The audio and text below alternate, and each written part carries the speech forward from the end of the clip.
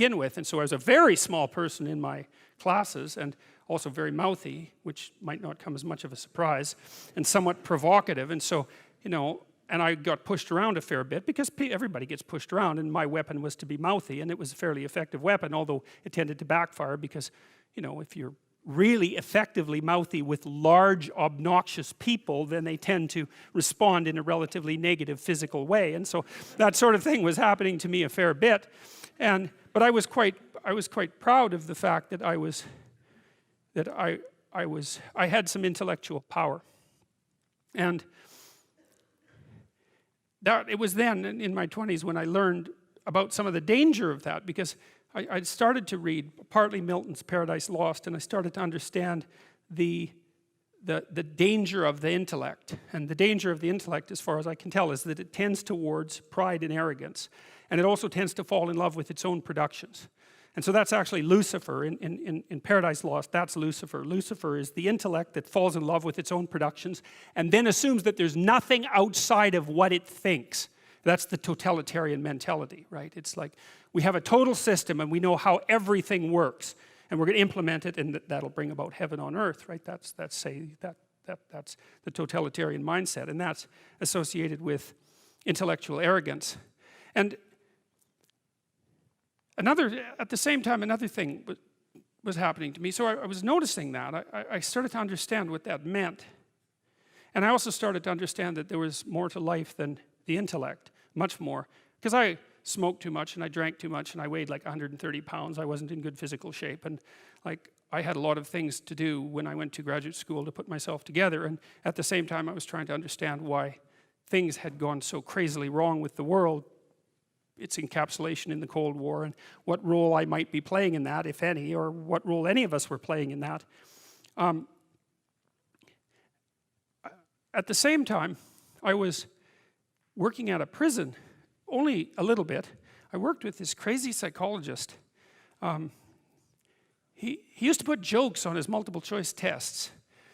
He was a really eccentric guy, but I really liked his courses. He taught a course on creativity, and he was also a prison psychologist, and he was an eccentric guy, and he, for some reason, liked me, and maybe because I was eccentric too, and he invited me to go out to the Edmonton maximum security prison with him a couple of times, which I did, and that was a very interesting experience, because I was trying to figure out what role each individual's behavior bore to the pathology of the group. It was something like that. And I went out there, and I met a little guy, smaller than me. I was a little bigger by then, and he was a pretty innocuous guy. And what had happened was I was out in this gymnasium. It looks like a high school, a prison, which is really quite telling in my estimation. And there were all these like monsters in there, weightlifting, and like they were monsters. I remember one guy who was tattooed everywhere, and he had like a huge scar running down the middle of his chest. It looked like someone had hit him with an axe, and you know, and I was in there, and I had this weird cape that I used to wear that I bought in Portugal, and some boots that went along with it. And yeah, it was like an 1890s Sherlock Holmes cape, and it was really like it was from the 1890s, because this little village was up on a hill. It was a walled city on a hill, and they sold these things, and I don't think they'd changed the style since 1890, and so I thought they were really cool, and so I was wearing that, which wasn't perhaps the most conservative garb to don if you're going to go to a maximum security prison. So anyways, I was in the gymnasium, and the psychologist left, and God only knows. I mean, that's what he was like. And all these guys came around me, you know, and they were offering to trade their prison clothes for my cape, and it was it was like I was being made an offer I couldn't refuse, you know, and so I didn't really know what to do. And then this little guy said something like that the psychologist sent me to come and take you away, or something like that. And so I thought, well, better this little guy than all these monsters. So we went outside the gym through some doors, like school doors. We went outside the gym into the exercise yard, I guess, and we were wandering along, and he was talking to me, and he seemed like a kind of an innocuous guy. And then the psychologist showed up at the door and motioned us back, and so, which was kind of a relief. And so I went into his office, and he said, "You know that guy that you walked out in the yard with?" And I said, "Yeah." He said, he took two cops one night, and he had them kneel down, and while they were begging for their lives, he shot them both in the back of the head. And I thought,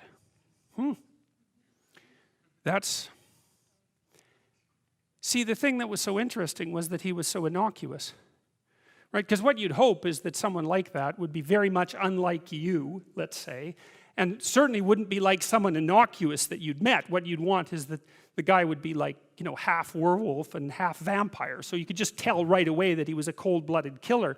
But no, he was this sort of ineffectual little guy who was certainly not ineffectual if you gave him a revolver and the upper hand.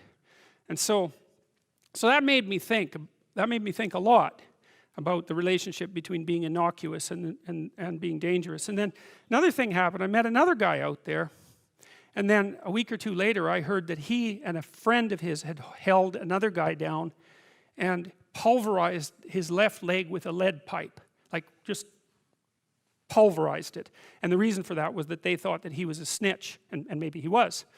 And that time I did something different. Instead of being shocked and horrified by that, although I certainly was, I thought, how in the world could you do that? Because I didn't think I could do that. I didn't think that. I thought that there was a qualitative distinction between me and those people. And so I spent about 2 weeks trying to see if I could figure out under what conditions I could do that. Like what kind of psychological transformation I would have to undergo to be able to do that. And so that was a meditative exercise, let's say. And it only took about 10 days for me to realize that not only could I do that, that it would be a hell of a lot easier than I thought it would be. And that's sort of where that wall between me and what Jung described as the shadow started to fall apart. And that also was very useful because I started to treat myself as a somewhat different entity, because I hadn't been aware up to that point, you know, because I thought I was a good guy. And there's no reason for me to think that, because you're not a good guy unless you've really made a bloody effort to be a good guy. You're just not. It's not easy. And so you're probably a moderately bad guy. And that's a long ways from being an absolutely horrible guy, but it's also a long ways from being a good guy. And so, but I had a little more respect for myself after that, because I also understood that there was a monstrous element to the human psyche that you needed to respect. And that was part of you, that you should regard yourself in some sense as a loaded weapon. It's very useful around children to regard yourself as a loaded weapon, because around children you are a loaded weapon. And the terrible experiences that many children have with their parents are testament to that. Anyways, about the same time, and I don't exactly know how these things were causally related. I guess it was because I was trying to figure out who I was and how that could be fixed, something like that. I started to pay very careful attention to what I was saying. I don't know if that happened voluntarily or involuntarily, but I could feel a sort of split developing in my psyche. And the split, and I've actually had students tell me the same thing that has happened to them after they've listened to some of the material that I've been describing to all of you. But I split into two, let's say.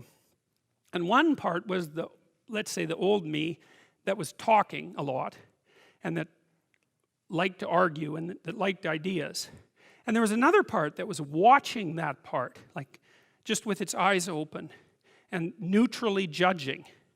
And the part that was neutrally judging was watching the part that was talking and going, that isn't your idea. You don't really believe that. You don't really know what you're talking about.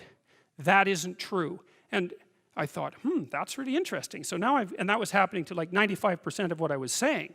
And so then I didn't really know what to do. I thought, okay, this is strange. So maybe I've fragmented, and that's just not a good thing at all. I mean, it wasn't like I was hearing voices or anything like that. I mean, it wasn't like that. It was well, people have multiple parts. So then I had this weird conundrum. It was like, well, which of these two things are me? Is it the part that's listening and saying, no, that's rubbish, that's a lie, you're doing that to impress people, you're just trying to win the argument, you know. Was that me, or was the part that was going about my normal verbal business me? And I didn't know, but I decided I would go with the critic. And then what I tried to do, what I learned to do, I think, was to stop saying things that made me weak. And now that, I mean, I'm still trying to do that, because I'm always feeling when I talk whether or not the words that I'm saying are either making me align or making me come apart. And I think the alignment, I really do think the alignment I think alignment is the right way of conceptualizing it, because I think if you say things that are as true as you can say them, let's say, then they come out of the depths inside of you. Because we don't know where thoughts come from. We don't know how far down into your substructure the thoughts emerge. We don't know what processes of physiological alignment are necessary for you to speak from the core of your being. We don't understand any of that. We don't even conceptualize that, but I believe that you can feel that. And I learned some of that from reading Carl Rogers, by the way, who's a great clinician, because he talked about mental health in part as the coherence between the spiritual or the abstract and the physical, that the two things were aligned. And there's a lot of idea of alignment in psychoanalytic and clinical thinking. But anyways, I decided that I would start practicing not saying things that would make me weak. And what happened was that I had to stop saying almost everything that I was saying. I would say 95% of it. It's a hell of a shock to wake up and I mean, this was over a few months, but it's a hell of a shock to wake up and realize that you're mostly dead wood. It's a shock. You know, and you might think, well, do you really want all of that to burn off? It's like, well, there's nothing left but a little husk, 5% of you. It's like, well, if that 5% is solid, then maybe that's exactly what you want to have happen. Well, so I told you that story as an elaboration of this line. And God saw that the wickedness of man was great in the earth, and that every imagination of the thoughts of his heart was only evil continually. It's a question worth asking. Just exactly what are your motives? Well, you know, maybe they're purer than mine were, and it's certainly possible. I don't think that I'm naturally a particularly good person. I think I have to work at it very, very hard. And I don't necessarily think that everyone is like that. But some people are worse than that. And everyone's like that to some degree.